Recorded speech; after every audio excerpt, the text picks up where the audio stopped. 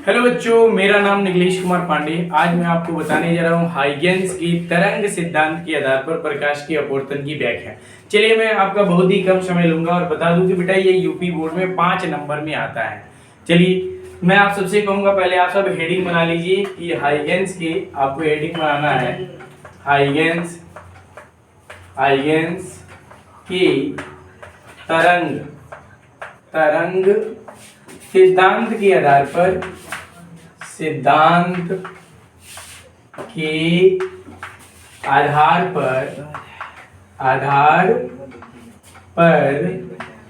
प्रकाश की अपवर्तन की व्याख्या। आधार पर प्रकाश के अपवर्तन की व्याख्या।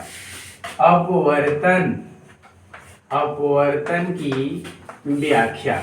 चलिए बेटा, मैं आप सबसे बता दूं कि यह जो टॉपिक है मोस्ट इम्पोर्टेंट है यूपी बोर्ड के छात्रों के लिए और ये 5 नंबर में आता है। मैं आपको काफी इजी करके बहुत ही आसान तरीके से बताऊंगा और आपका बहुत ही कम समय लूंगा। ठीक है, सबसे पहले देखिए करना क्या, हमें एक पृष्ठ बनाना है।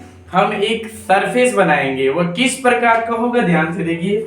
सबसे पहले हम एक ऐसे सरफेस बनाएंगे, देख लीजिए। अब क्या करना है, थोड़ा ध्यान से देखिएगा। हम इस पर एक तिरछा, यहाँ पे ध्यान दीजिए, यहाँ पे साइड में हम एक तिरछा तरंग लेंगे, तिर्यक तरंग लेंगे। यह तरंग आने की जो दिशा है, किस तरह से आएगी इस पृष्ठ पर, तो देखिए तरंग से कुछ पर, इसको पहले नाम रख दिया जाए। इस तरंग का मैं नाम रख दे रहा हूँ ए और इसका नाम रख दे रहा हूँ बी। थोड़ा फिर ध्यान दीजिएगा, एक बार इसको मैं रिवीजन कर दूं। हमने क्या किया, एक सरफेस बनाया, एक पृष्ठ बनाया, दिख रहा है सबको। उसके बाद हम क्या करेंगे, इस पृष्ठ के ऊपर हम एक तरंग लेंगे। ध्यान से देखिएगा, इसको रिवीजन कर रहा हूं। इस पृष्ठ के ऊपर मैं साइड में यहाँ पर एक तरंग ले रहा हूं। एक ऐसे हम तिरछा तरंग लेंगे और इसका नाम रखेंगे ए और इसका नाम रखेंगे बी। यह तरंग यहां से चलकर यहां पर कैसे आएगी, बता रहा हूं, ध्यान से देखिए। क्या करेंगे, यह तरंग जो है कुछ इस प्रकार से आएगी। तरंग के आने की जो तरीका है, तरंग कुछ इस प्रकार से आएगी। ठीक है, बी से भी कुछ जो तरंग है, यानी बी जो सिरा है, इससे भी तरंग ऐसे चलकर आएगी। फिर देखिए, मैं आपको एक एग्जांपल के माध्यम से बता दे रहा हूँ। यह कलम दिख रहा है आपको, मान लीजिए कलम क्या है, तरंग है, दिख रहा है कलम, मान लीजिए तरंग है।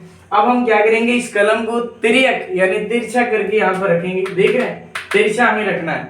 जब ये तरंग यहां से चलकर धीरे धीरे ऐसे चलते हुए इस पृष्ठ पर आएगी, तो मैं आपसे पूछ रहा हूं, बताइए इस पृष्ठ यानी इस तरंग के 2 सिरे हैं।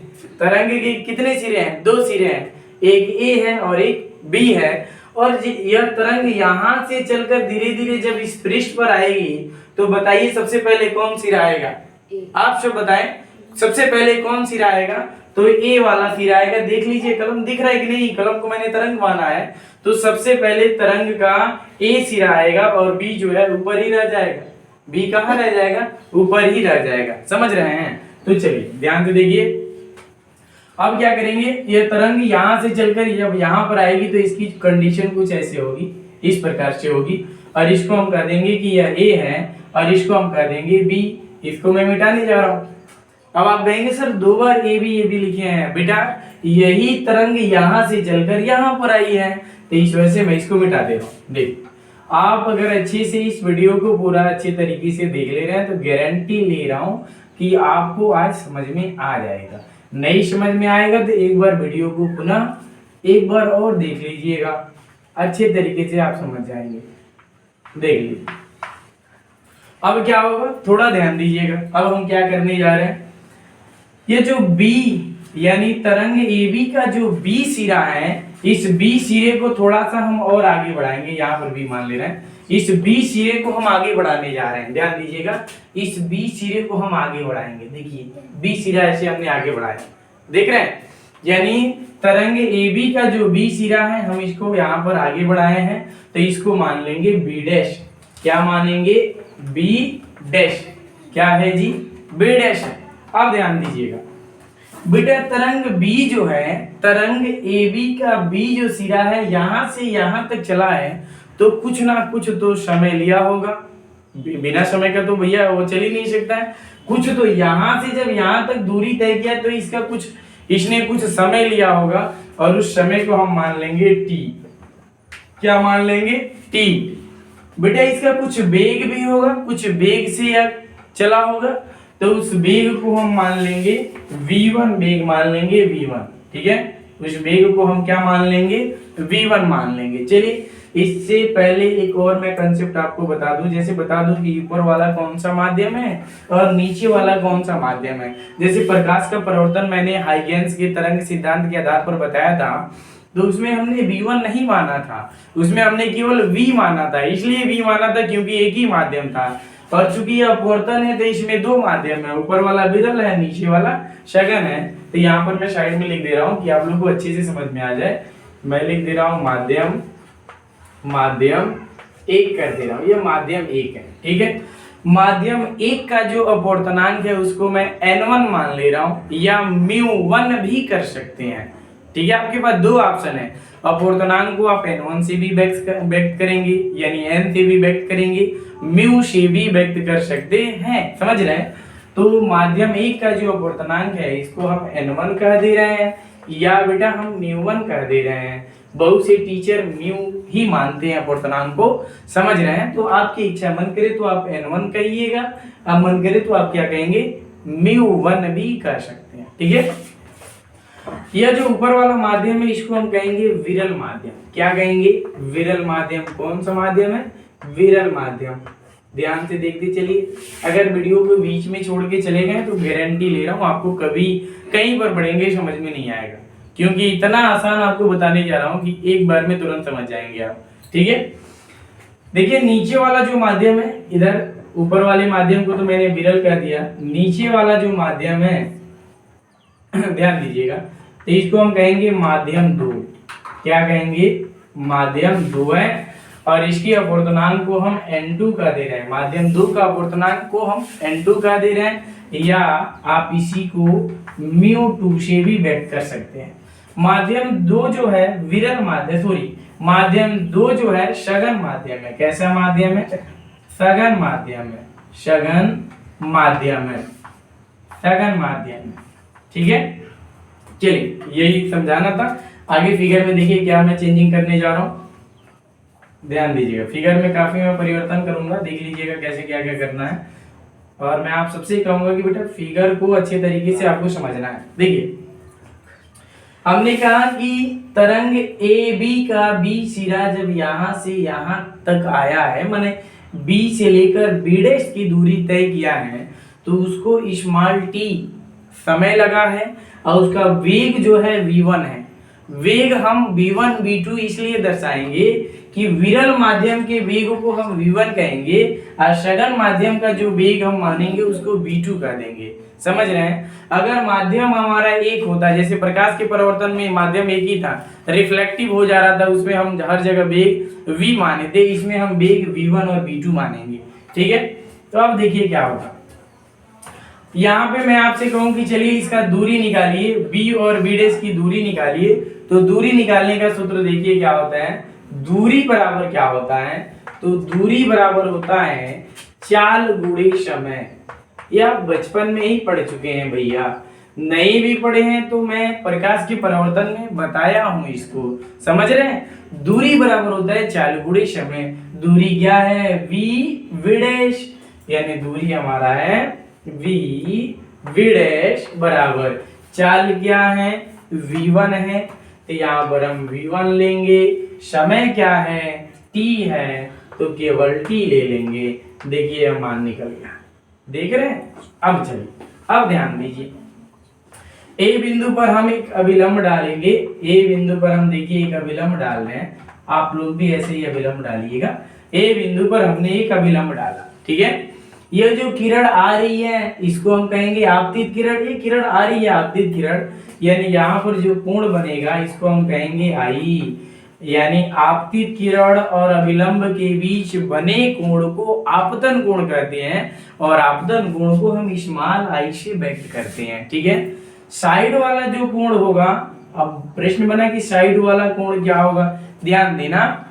अभिलंब के जरिए जो ए बिंदु पर यहाँ पर जो यह कोण बन रहा है, देख लीजिए यह जो कोण बन रहा है 90 अंश का कोण बन रहा है।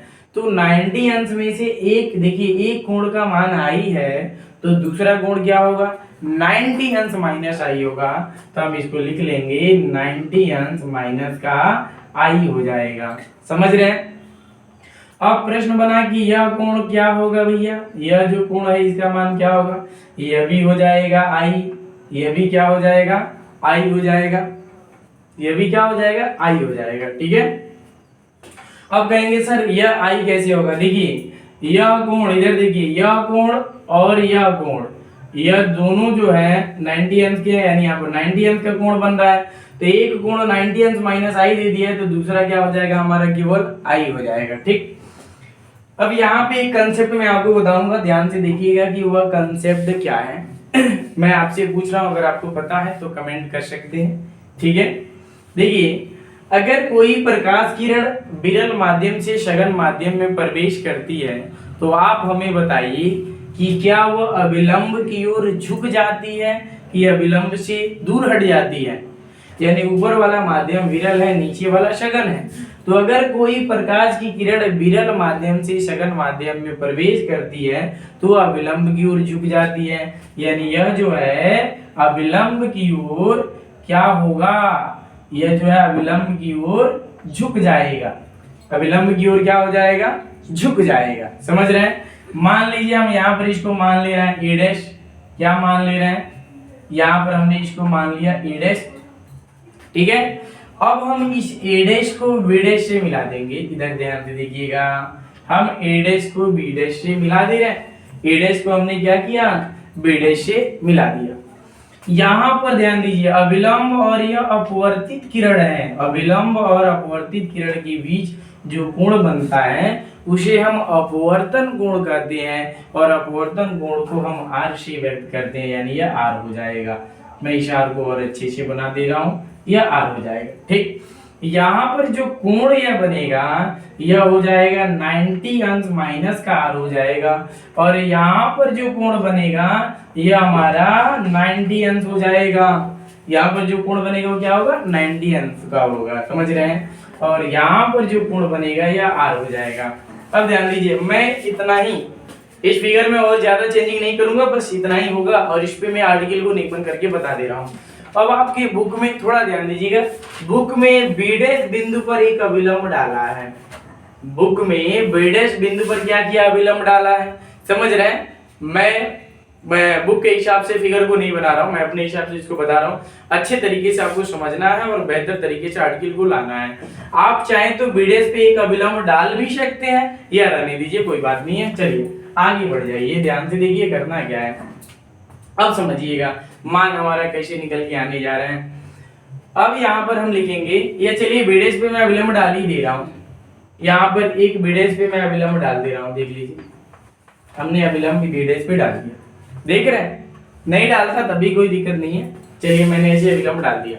अब समझिएगा हम लिखेंगे त्रिभुज, बहुत ही आसान करने जा रहा हूँ, त्रिभुज ए बी बी डैश।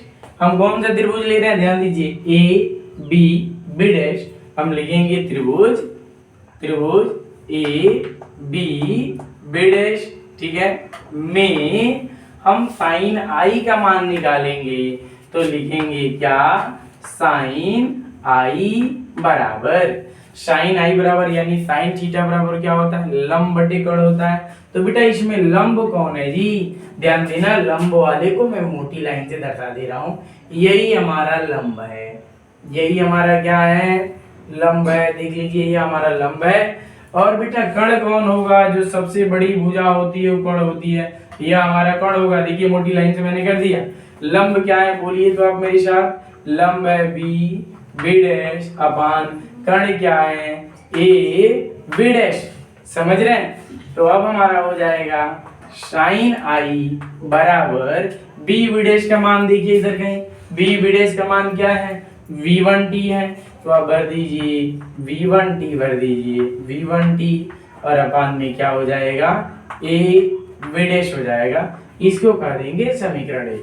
क्या कह देंगे समीकरण ए। अब चलिए अब नीचे वाला त्रिभुज लेना है, लिखेंगे त्रिभुज, इधर नीचे वाला चलिए लिखेंगे त्रिभुज ए डैश बी डैश में, लिखिए त्रिभुज ए और क्या ए डैश बी डैश। त्रिभुज ए डैश बी डैश में हम साइन आर का मान निकालेंगे, साइन आर का मान। तो वही प्रक्रिया साइन थीटा बराबर लंब बटे कर्ण। तो बेटा लंब इसमें क्या होगा, ध्यान देना, इसको मैं मोटी लाइन बना दे रहा हूँ, यह हमारा लंब होगा। अब कर्ण इसमें भी यही होगा, तो लंब क्या होगा, ए डैश, लंब होगा ए डैश, कर्ण क्या होगा, ए बी डैश होगा। अब हमें ए डैश यानी ये दूरी जो है इसका मान निकालना है। देखिए मैं मान नहीं निकाला हूं।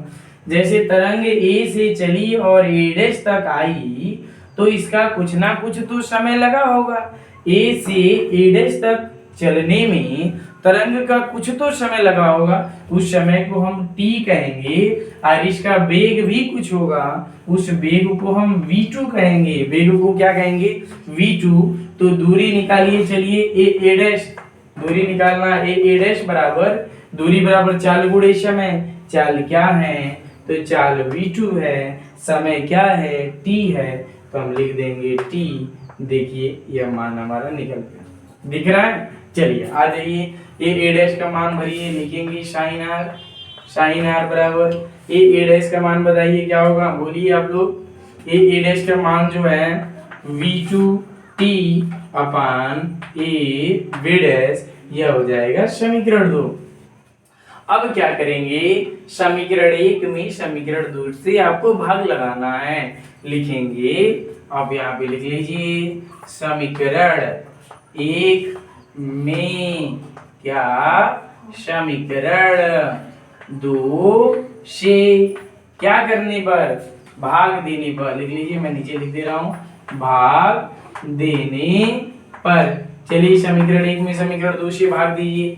समीकरण 1 यही है, तो क्या लिखेंगे, साइन और क्या आई, समीकरण 2 क्या है, साइन आर बराबर, समीकरण 1 वाला मान क्या है भैया, v1t upon A V dash, और उसमें भाग लगाना है v2t upon A V dash.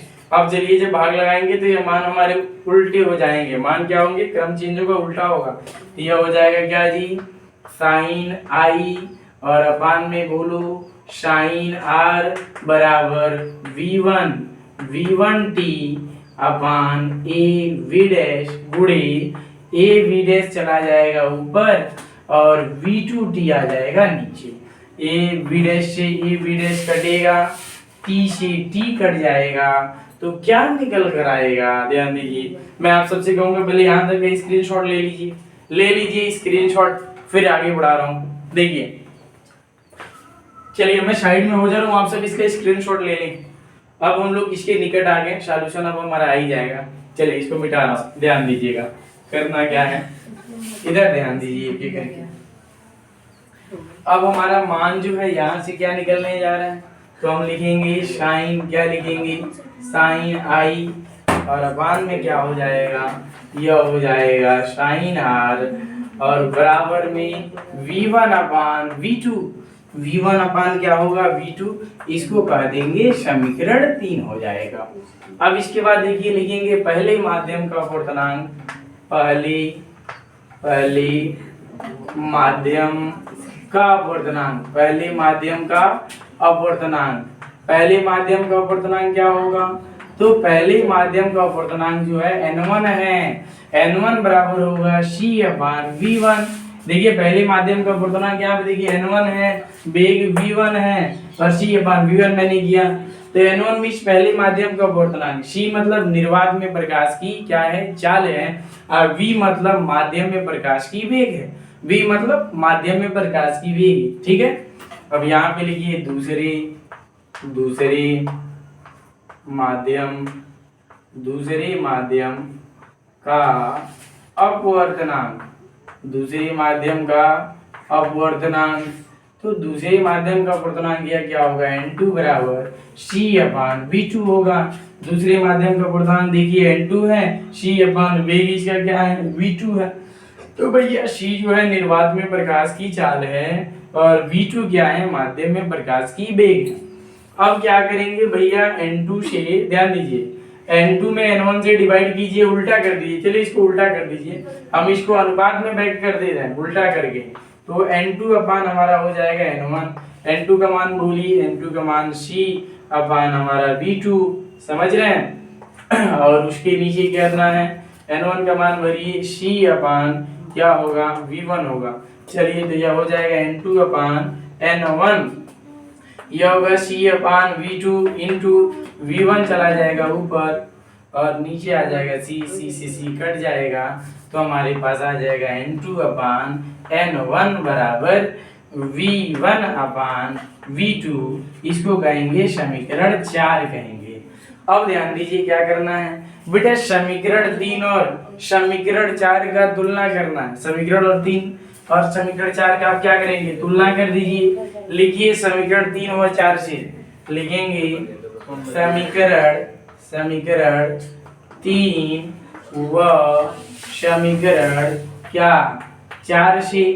चलिए समीकरण 3 और 4 से देखिए क्या निकलेगा, यानी N2 अपान N1 के बराबर में V1 अपान V2 है। इधर देखिए समीकरण 3 में sine i upon sine r के बराबर में V1 अपान V2 है, तो हम इसको लिखेंगे क्या, N2 अपान N1 बराबर साइन आई अपान क्या हो जाएगा, साइन आर।